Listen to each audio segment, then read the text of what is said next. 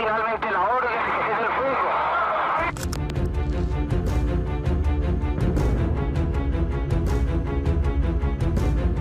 Bienvenidos a Lexcusiones, un podcast creado para dialogar sobre la pasión por el derecho, la justicia, la lucha contra la violencia y la promoción del libre pensamiento.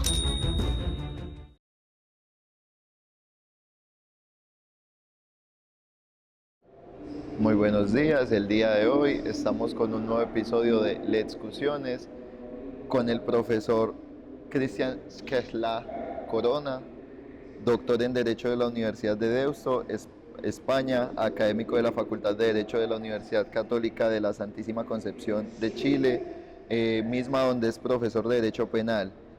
También es socio del Instituto de Ciencias Penales de Chile y miembro del Comité Académico de las Jornadas Chilenas de Ciencias Penales y de la Sociedad Germano-Latinoamericana de Ciencias Penales. Muy buenos días, profe, ¿cómo se encuentra usted? Muchas gracias, Hank. Muy bien, muy contento de estar otra vez en Colombia. Creo que esta es la tercera vez que vengo a este país, la cuarta vez que vengo a este país y la segunda que vengo a Barranquilla. Y además la segunda que vengo por motivos académicos a Barranquilla. Así que muy contento de estar acá y muy contento de participar en un nuevo evento de sigla que, como se ha comentado estos días, es muy importante porque implica la consolidación ya de las escuelas de verano de ciencias criminales en Latinoamérica. Sí, no, para nosotros es un honor tenerlo por acá. Muchas gracias. El día de hoy nos gustaría realizarle unas breves preguntas sobre lo que vendría siendo una de las últimas publicaciones en la que usted fue partícipe, y es el tomo 28 de Perspectivas Iberoamericanas sobre la Justicia de Tairan, ¿cierto? En este tomo se habla sobre el fenómeno del crimen organizado transnacional y su impacto en la corrupción pública y privada en América Latina.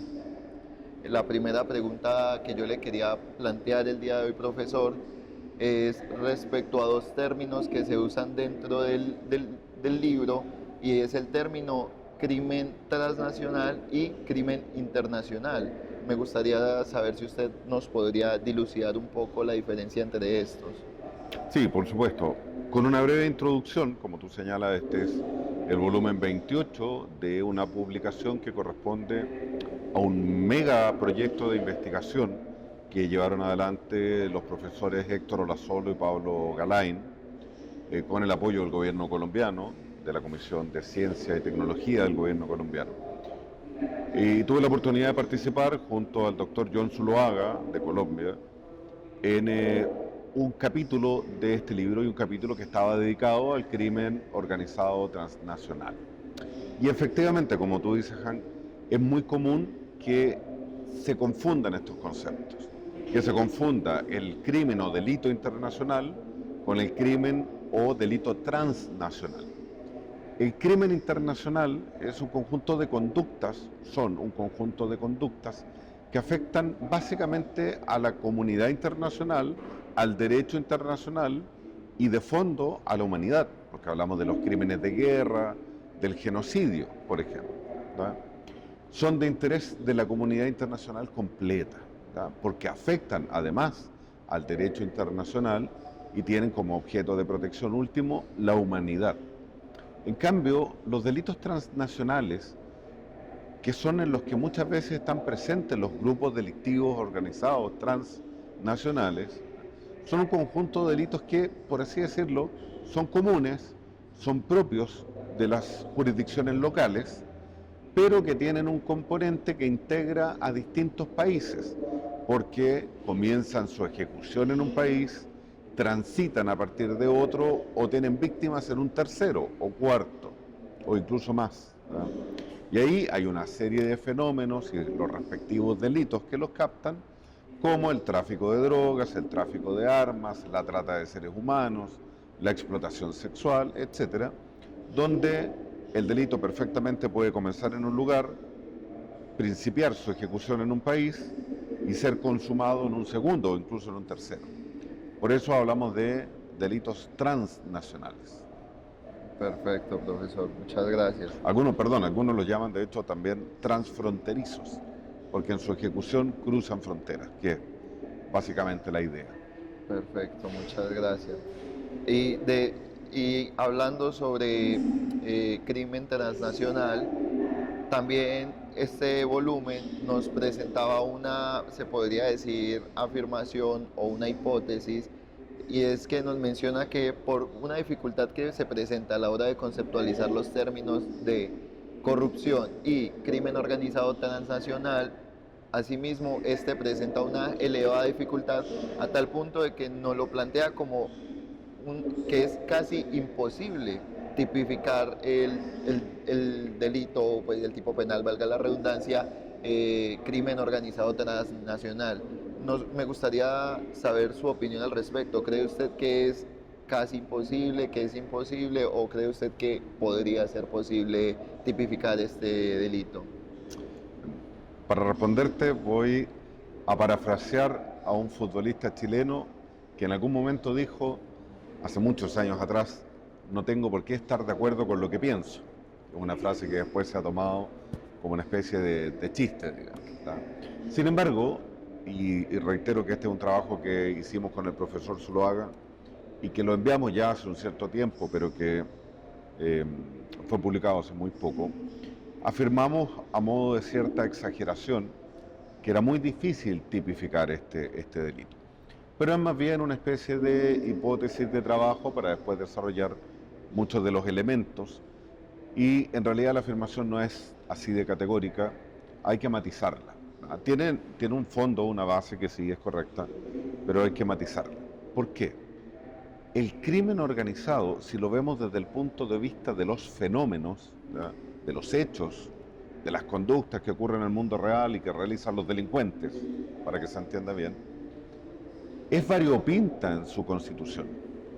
Podemos identificar en el tráfico de drogas crimen organizado transnacional, pero lo podemos hacer también en la trata de seres humanos, lo podemos hacer en la explotación de personas para extraerle órganos o en la explotación de personas para fines sexuales.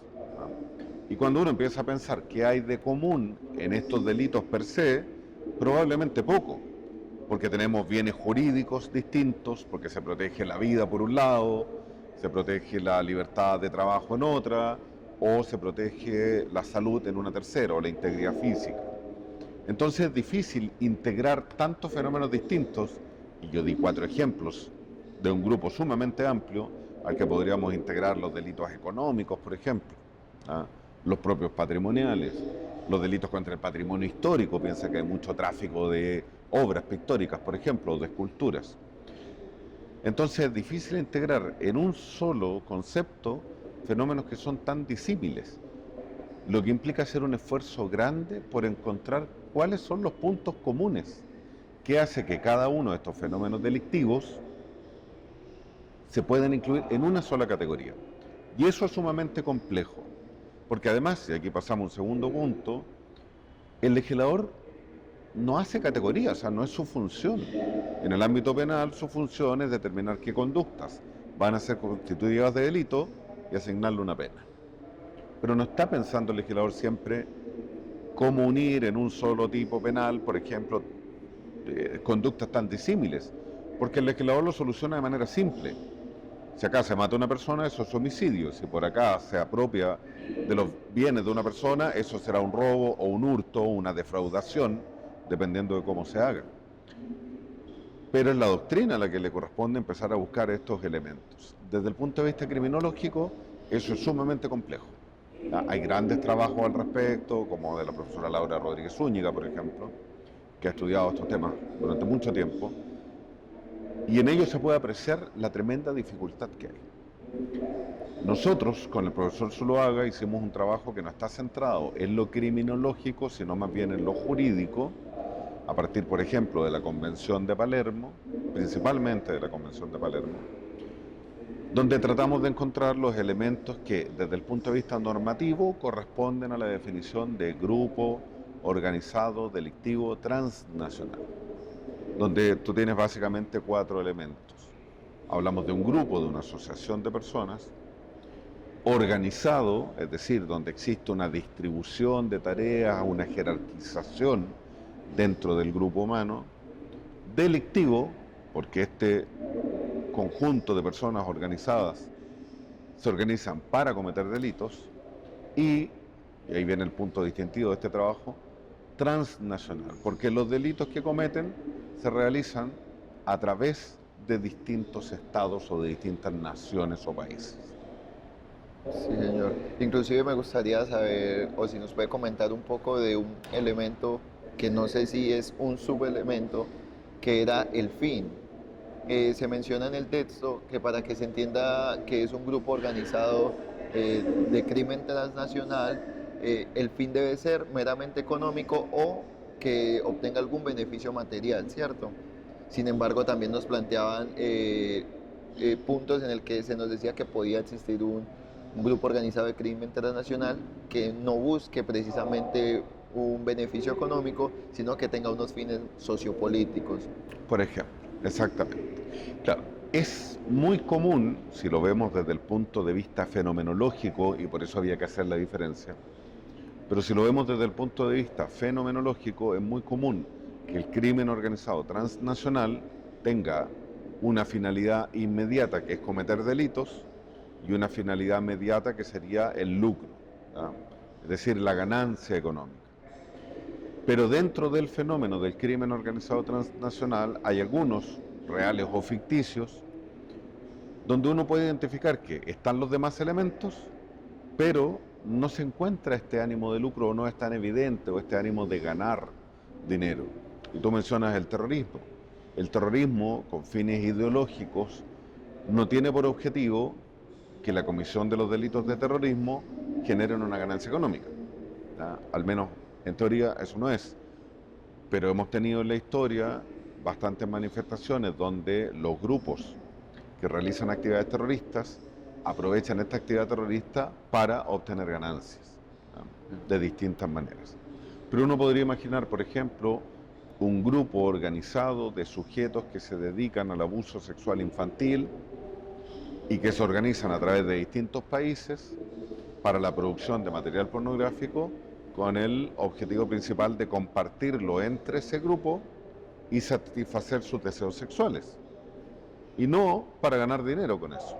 Que por supuesto la industria del sexo es una industria muy lucrativa, pero dentro del ámbito de los delitos sexuales, en los delitos sexuales contra menores, muchos delincuentes no buscan una satisfacción económica, buscan la satisfacción de los deseos sexuales que tienen y que están asociados a menores de edad. Y se organizan efectivamente a través de la Deep Web en grupos que son transnacionales por sus propias características, porque lo hacen de distintos países y comparten materiales a través del ciberespacio. Por lo tanto, no consideramos que sea un elemento de la esencia, aunque sea muy común que se encuentre. Perfecto, muchas gracias, profesor.